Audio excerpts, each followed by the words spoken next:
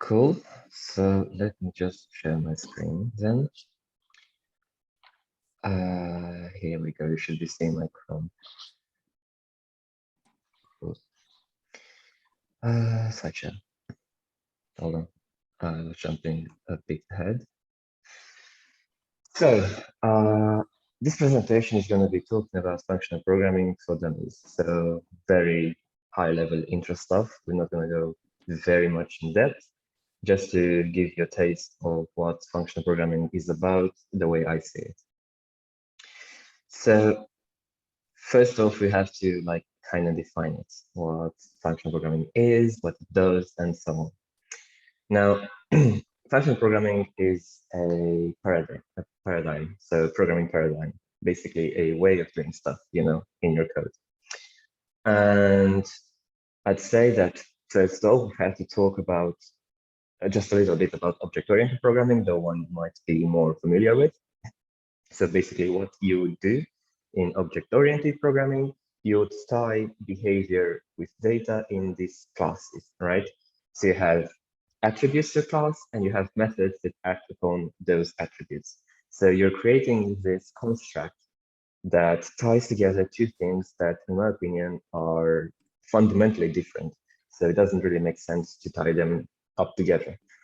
Okay, you might have a couple of arguments saying that classes seem to be more natural to the way human understanding works, in the sense that, we see things around us and we can say that things have attributes to them, and also those things can, do stuff. But even though it might be a little easier to understand, it does lead to some problems, and we're going to be talking about them a little bit further on. And those problems are kind of the reason why functional programming exists, even though it's kind of older in a way than object-oriented programming. I mean, Lisp is a pretty old language and it's functional.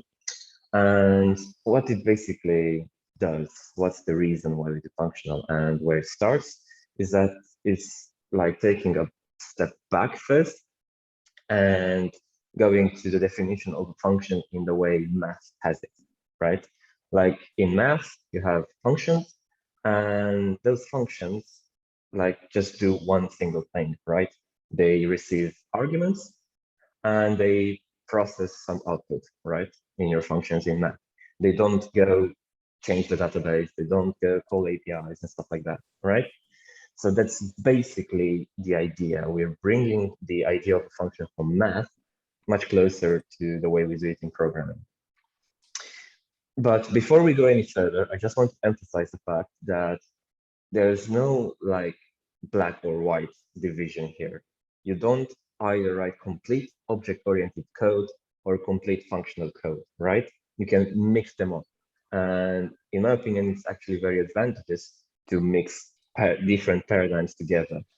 In the sense that, for example, the idea of polymorphism from OOP is very, very useful in functional as well. So you can mix them up and, use different methods and different ways of doing stuff depending on the situation you find yourself in. So cool and all, what's it all about then? There's an overview here. So this is an image I stole from the internet. And these are, in my opinion, some of the, things that define functional programming. So you'd have first-class functions, no side effects, lazy evaluation, and I can't see what was that one. Yes, statelessness, immutable data, and pure functions. So let's cover every one of those. First-class functions. What does that mean? That basically means that in your language, for it to be able to do functional programming, you should be able to store functions inside of variables, right? So why would you do that? So that you can pass around functions as parameters. Now, there's a snippet example here from TypeScript that, once again, I stole from the internet. And this might not be the best representation of how you do stuff.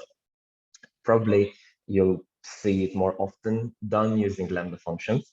So you have a Lambda function that is stored inside a variable, and then you can pass it on as a parameter to another function, or if you're in React, for example, you can pass it on as a props or component. and so on. Now, why would you want to do this? Is that basically it allows you to inject functionality inside of other constructs without them actually knowing what they're doing. So I like this example of having an on-click function on a React component that React component just calls, right? So it receives an on-click function. When it is clicked, it calls the function. But that component isn't aware of what it's doing. So it doesn't know what the function is doing. It could be updating the database, it could be calling an API, it could just be printing stuff, but it just calls it. And the component is not aware of what it does.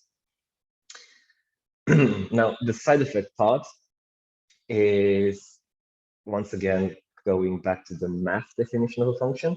Now, if you have, like me, flashbacks from the math you did in high school, you can probably remember this as being a surjective function, meaning that you've got two collections of values, and your function was surjective if for each value of the first collection, there's only another value in the other one.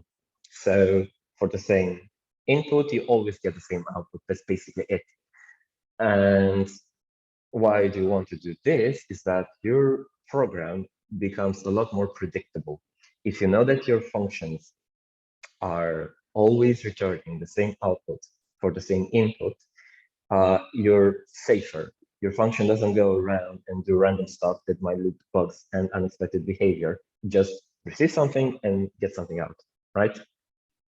And this concept of pure function is basically the same thing I was talking about earlier.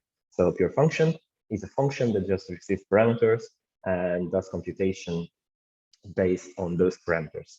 Now, why I'm using this image here is that a very good analogy for your functions to check if they're pure is to think of them as objects or hash tables. So basically, if you were to imagine a matrix, right, a 2D array, in which your parameters were the keys, every time when you had an array on matrix, right, if you get like the value on the first column and the third row, it's always going to be the same.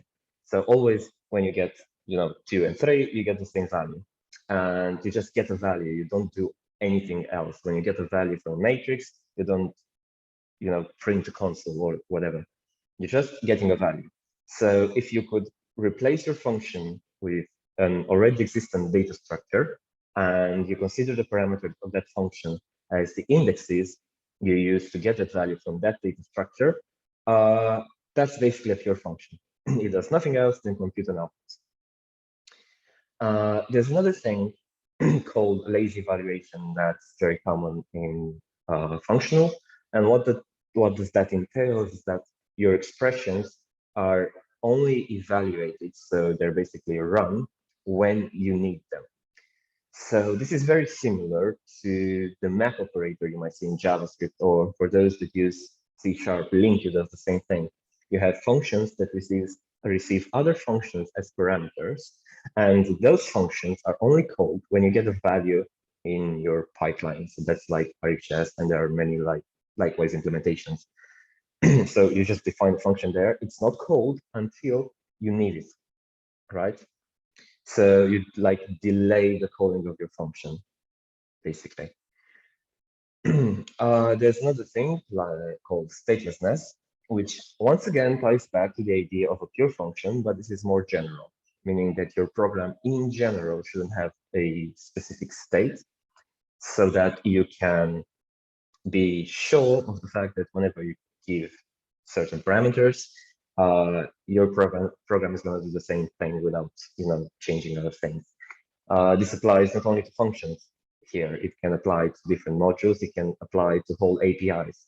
So for instance, if you have an API, having the same parameters provided to the HTTP call there should have the same output always.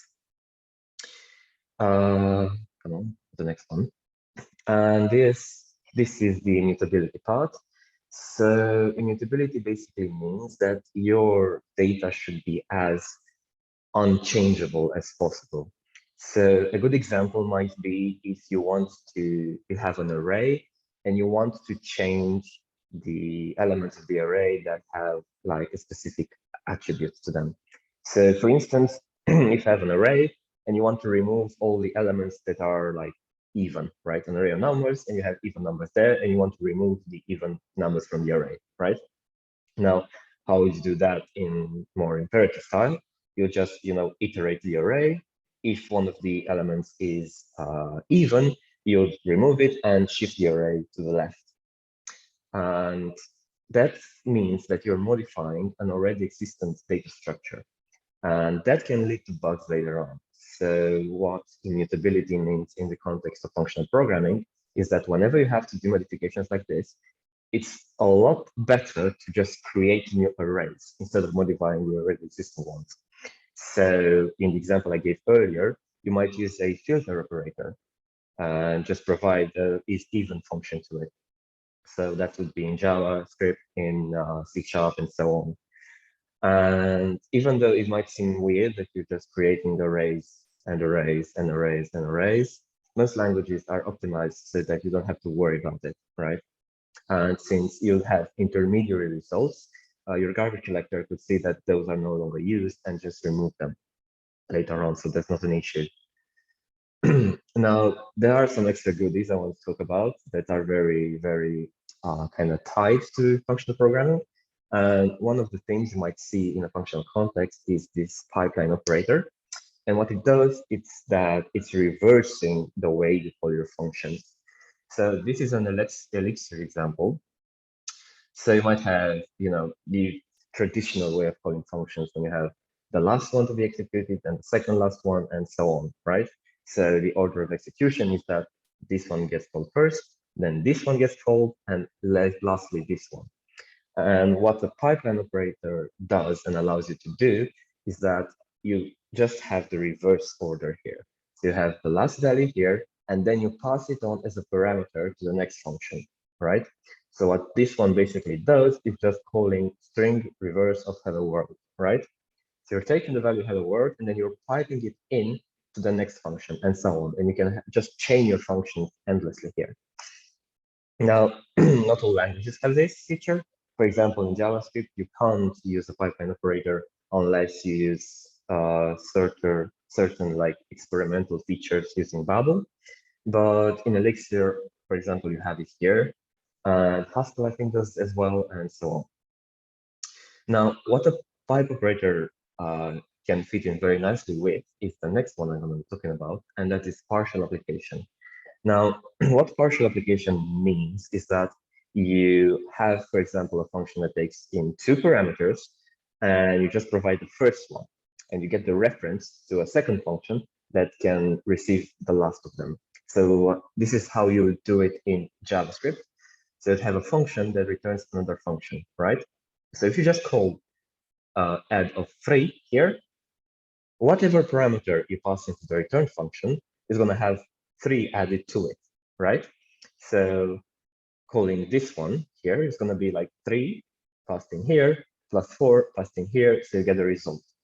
So just calling add of 3, it's going to return a function that can add 3 to whatever it receives as its last parameter, right? Now, it ties in very nicely with the example earlier of pipeline operators, because you can pipe in partially applied functions here. Like, for instance, if I wanted to concatenate here the hello world string with another message, right? I could just pipe in, I could create a function that takes like hello world as its first argument and the message I want to add to it as its second argument, and just adds these two strings together. And if I want to say hello world Mihai, I could just pipe in the hello world Mihai. And since the pipeline operator is going to provide the value returned by the other functions as the first parameter, it's going to be calling the whole function here. So you'd have the value returned from the pipeline and the one I already provided to the partially applied function here. So in the end, you would get the whole result executed. Also, going back a little bit, there's a really cool library I want to talk about in JavaScript called Ramda. And what Ramda does, it offers a lot of the functional, shall I say, functionality, to your JavaScript code. So this one, for instance, is doing the partial application one. You might actually see it called this currying function. So if you see like a term of currying a function, it basically means partially applying it. It's a very like non-expressive way of calling it, and it's called curry just because of a mathematician that was called Curry. But it's the same as partial application. So in this example here, Lambda provides a curry function here, which allows us to curry our functions directly without having to just have functions that return other functions, right? Now, you might not need it necessarily. I mean, this can, when you get used to it, this becomes really, I don't know, kind of easy for you to grasp, having functions that return other functions. But this one can make your code kind of more clear. For instance, you have this double here that just does multiply 2.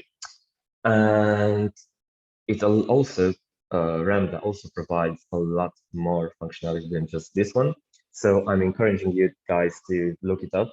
It's awesome. It has a lot of stuff for you that you can use. And we're actually using it on the back end of the what project. And trust me, it's really cool. And that's about it. That's all I had for you today. As I said, it's very high level, very introductory. So if you guys have any questions for me now or from the things I presented, go ahead. No worries, ask anything. Doesn't matter how stupid the question might be. There's no such thing as a stupid question, especially when you're talking about like very different ways of thinking to the ones you're used to. Yeah. Hey, Mihai. Nice presentation, by the way. I have a question. So you were talking about having, you were talking about immutability and the part where a function should not have side effects. But yes. In real programming, we always have side effects, right? So how are we going to handle them? Basically, you wrap your core here inside of a mutable shell. So you're providing special access layers, shall I say, to your application that are mutable and they're interacting to the with the outside world, which is mutable, but the core functionality itself has to be immutable. So one thing you might do here, for example, is if you have to use the database, right? Yeah. And when you supposedly, sorry, yeah. so let me give you more context. So I have a database and for some reason, the app cannot connect to the database. All right. In that instance, you would isolate the part of your code that is actually connecting to the database, and you would provide it with a clear interface.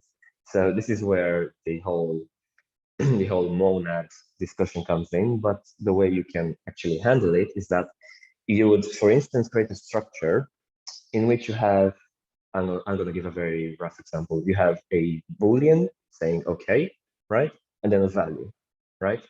Now, if you wrap that, if you use that as the interface of your data access layer, and you know that every single call from the functions in your access layer are going to return this structure specifically, you can handle it in an immutable way, right? So no matter what it happens with the database connection, you're always going to receive an OK and a value, right?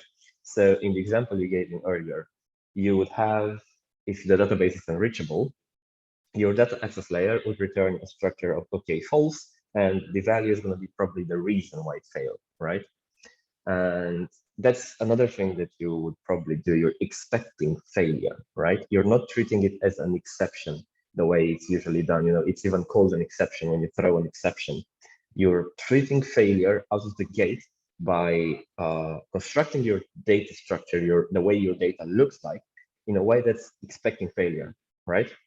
And then if, as I said earlier, your database is not accessible, your OK false there can lead you on to handling the failure in an immutable way, because you have OK false, and you know that whenever your OK is false, you have to do something, right? Like, I don't know, for instance, push a log in a file, for example. Okay, yeah, got it. But for instance, what happens if I have like multiple failures, right? So I in order to okay, we have the first particular scenario where it was a connection timeout. But what happens if there is another type of failure? So what will happen then? Because inside that failure, you should also build different scenarios, right, for each failure. Yeah, well, in the example I gave you earlier, which is pretty primitive, I can say, you would probably just use the value there. So that's the reason you'd be receiving. But if you were to actually try to build an application and really treat your failures, you'd probably use something like a monad, or you would use, let's say, an enum. So you have like an enum that has like the reason why it failed, and then you can switch it and just treat it the way you want to treat it. But it forces you to treat failure not as an exception, but as a thing that it's expected. You have to expect failure to happen, basically. Yeah. So and what sure, happens? One more question. What happens when you do not expect it? Because there are some, I don't know, scenarios where you cannot expect like every error in the world that will happen. Well, you can have a generic error handler in that case, but you have to implement it yourself. There's like, for example, in Elm, which is like functional programming language, so purely functional, you have to treat every single case in your enum, right? So for instance, if you start to check whether to make an API call, for instance, right? Your program will not compile unless you treat the possibility of failure, right? And there's also a generic you can pass into it that's going to be like, okay, if it fails for some reason that I'm not aware of and I'm not treating specifically, do this, right? But you have to treat it. You have to provide the last else case in your if else chain statement. Yep, makes sense. Thank you. Yeah. Sorry, can you hear me, guys? Yeah. Alex, if you remember in Java, they did mostly the same thing, but in the imperative style. You remember anytime you were trying to use a function that can't throw an exception, you had to put that exception inside the function header also. Yeah, it's like throwable or something like this. Exactly. So if you do not treat it, you have to pass it like to a layer up, to the upper layer, right? So the upper layer, the caller would be notified that, okay, the caller should treat that exception. It's basically the same way, because in Java, as I remember, it doesn't compile if you do not put that possibility of throwing the error inside the header function. It's the same thing, but without exceptions, just with the results. So basically turning your whole of your functions in throwable functions in a way, you have to treat failure. You're just not ignoring it. Got it. Cool. So are there any other questions here? No? When monads? When we actually know what they do, when we actually understand them fully.